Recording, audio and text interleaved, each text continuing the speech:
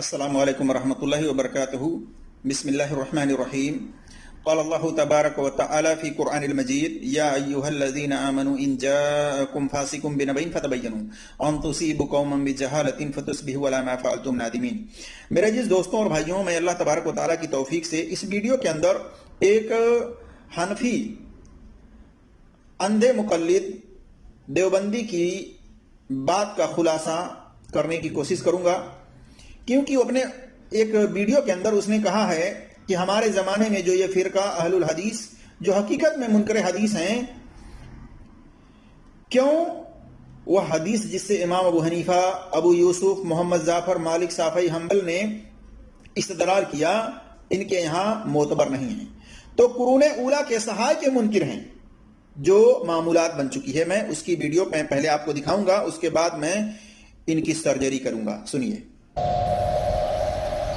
ہمارے زمانے میں یہ جو فرقہ ہے اہل الحدیث جو حقیقت میں منکر حدیث ہے، کیونکہ وہ احادیث جس سے امام ابو حنیفہ، ابو یوسف، محمد ظفر، مالک، شافعی، احمد نے استدلال کیا، ان کے ہاں یہ معتبر نہیں ہے، تو قرون اولیٰ کے صحاح کے منکر ہیں جو معمولات بن چکی ہے۔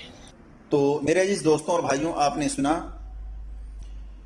اس طرح کی بات وہی شخص کہہ سکتا ہے جس کو اصول کا پتہ نہیں ہوگا، اور ان مقلدوں کو اصول سے کیا لینا دینا؟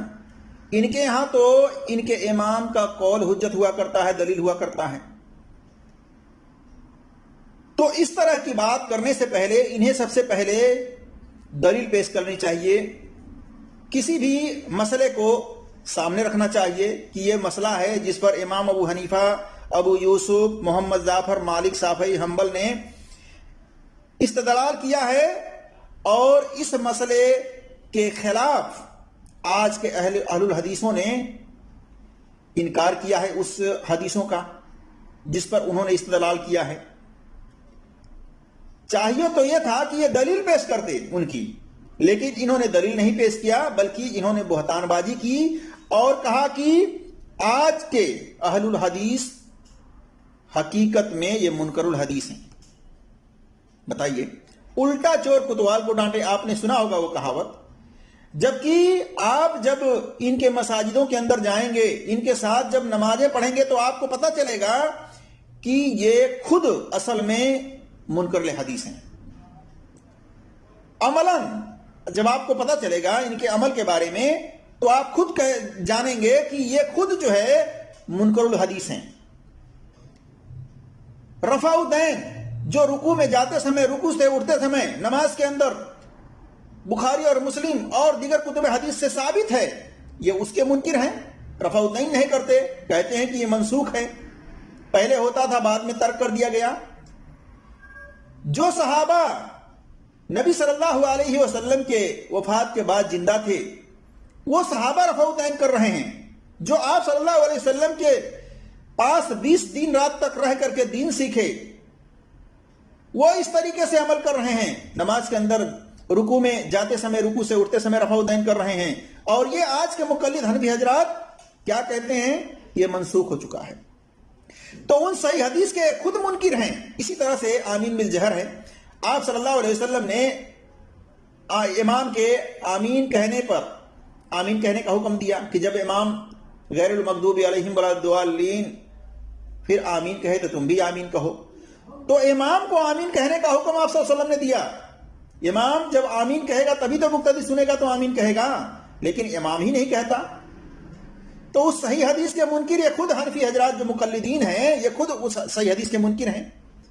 اسی طرح سے امام کے پیچھے مقتدیوں کو سورہ فاتحہ پڑھنے کی رخصتی ہے، جو نہیں پڑھتا اس کی نماز ہی نہیں ہوتی، اس کی بھی کثرت کے ساتھ صحیح حدیثیں موجود ہیں، لیکن ان صحیح حدیثوں کے ایک خود حنفی مقلد منکر ہیں۔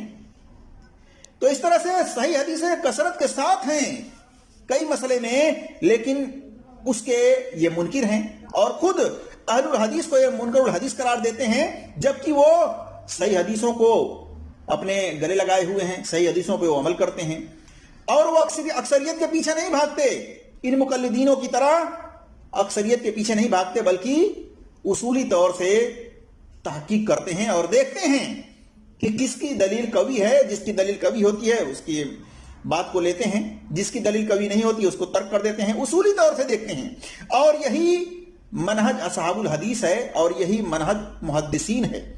خیر القرون کے محدثین نے بھی یہی اصول دیا ہے. امام یحییٰ بن سعید القطان رحمۃ اللہ علیہ خیر القرون کے ہیں, کہتے ہیں حدیث نہ دیکھو بلکہ سند دیکھو, پھر اگر سند صحیح ہو تو ٹھیک ہے, اور اگر سند صحیح نہ ہو تو حدیث کے دھوکے میں نہ آنا. دیکھیے الجامع لاخلاق الراوی و آداب السامع للخطیب بغدادی جلد نمبر 4 صفحہ نمبر 16 حدیث نمبر 1314, اور ان کے قول کی سند صحیح ہے. اسی طرح سے عبداللہ بن مبارک خیر القرون کے ہیں, امام ابو حنیفہ رحمۃ اللہ علیہ کے شاگردوں میں سے ہیں. کیا کہتے ہیں؟ الاسناد من الدین, سند دین میں سے ہے, اور اگر سند نہ ہوتی تو جس کے جو دل میں آتا کہتا. دیکھیں صحیح مسلم میں حدیث نمبر 32 اور 7. اسی طرح سے امام سفیان بن سعید الثوری, یہ بھی خیر القرون کے ہیں. کیا کہتے ہیں؟ کہتے ہیں اگر سکہ راوی غیر سکہ راوی سے روایت کرے تو مت لو, اگر غیر سکہ راوی سے روایت کرے تو مت لو, اور اگر سکہ راوی سے روایت کرے تو لے لو. دیکھیے الجرح و تعدیل ابن ابی حاتم جلد نمبر 1 صفحہ نمبر 318, اور ان کے قول کی سند بھی صحیح ہے. پتہ چلا کہ خیر القرون کے محدثین نے ہی یہ اصول بنایا ہے, اور یہ اصول بنانے کے جو بنیاد ہیں یہ قرآن کے روح سے ہے. اللہ تبارک و تعالیٰ نے فرمایا سورہ حجرات آیت نمبر 6 میں, یا ایھا الذین آمنوا ان جاءکم فاسق بنبأ فتبینوا, کہ اے ایمان والو اگر تمہارے پاس کوئی فاسق خبر لے کر آئے تو اس کی تحقیق کر لیا کرو, اس کی چھان بین کر لیا کرو. پتہ چلا کہ اللہ تبارک و تعالیٰ نے ہر ایمان والے کو تحقیق کرنے کا حکم دیا ہے, تقلید کرنے کا حکم نہیں دیا ہے کہ آنکھ بند کر کے کسی کی بھی بات مانو, آنکھ بند کر کے اکثریت کی بات مان لو, نہیں, بلکہ تحقیق کرنے کا اللہ تبارک و تعالیٰ نے حکم دیا ہے. یہ کوئی ضروری نہیں ہے کہ کسی مسئلے میں امام ابو حنیفہ رحمۃ اللہ علیہ, اسی طرح سے امام مالک رحمۃ اللہ علیہ, امام شافعی رحمۃ اللہ علیہ, امام احمد بن حنبل رحمۃ اللہ علیہ, یہ محدثین کسی مسئلے پر ایک رائے رکھتے ہوں. یہ کوئی ضروری نہیں ہے کہ ان کی رائے کی جو دلیل ہے اس دلیل کی سند بھی صحیح ہو, یہ کوئی ضروری نہیں ہے. تو اہل الحدیث تحقیق کرتے ہیں. اصولی طور سے وہ اکثریت کے پیچھے نہیں بھاگتے, بلکہ وہ تحقیق کرتے ہیں. اگر 4 کے مقابلے میں ایک محدث ایک محقق کی بات صحیح ہے, اس کی دلیل کی سند صحیح ہے, تو اس ایک کی بات کو لیتے ہیں, اس 3-4 کی بات کو چھوڑ دیتے ہیں. یہ اصول ہے, اور یہی منہج محدثین ہے, مشن محدثین ہے. میرے عزیز دوستوں اور بھائیوں, اور اس اندھے مقلد کی بات کو دیکھیں کہ اس اندھے مقلد کو تحقیق کرنے کی ضرورت کیا ہے, جبکہ ان کے یہاں حجت دلیل امام کا قول ہوا کرتا ہے. اور یہاں تو محدثینوں نے اصول بنایا ہے, اس اصول کے مطابق اہل الحدیث جو محققین ہیں وہ اس کی تحقیق کرتے ہیں, چھان بین کرتے ہیں, اکثریت کے پیچھے نہیں بھاگتے, بلکہ دلیل دیکھتے ہیں. جس کی دلیل قوی ہوتی ہے اس کی دلیل پر عمل کرنے کی کوشش کرتے ہیں اور اس کو لیتے ہیں. یہ صحیح حدیث کے منکر نہیں ہیں, لہذا ان کا یہ بہتان لگانا یہ باطل ہے. خود انہی کے اوپر فٹ ہوتا ہے کہ یہ خود تو منکر حدیث ہیں, اور اہل الحدیث جو منہج اصحاب الحدیث پر ہیں ان کے اوپر یہ بہتان بازی کرتے ہیں کہ یہ منکر الحدیث ہیں. اللہ تبارک و تعالیٰ سے دعا ہے کہ اللہ تبارک و تعالیٰ ہم تمام مسلمانوں کو منہج اصحاب الحدیث, منہج محدثین پر چلنے کی توفیق عطا فرمائے. آمین یا رب العالمین. السلام علیکم ورحمۃ اللہ وبرکاتہ.